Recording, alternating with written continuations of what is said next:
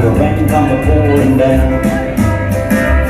He goes to the kind of everything that lives on earth, and then he closed the door. His wife went along and begged 3 sons, and the brothers were all on board.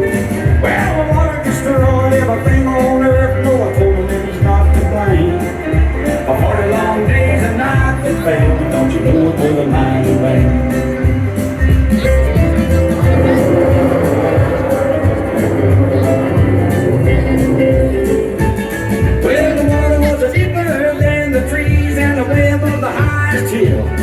They sailed along for days and days till at last the ark stood still.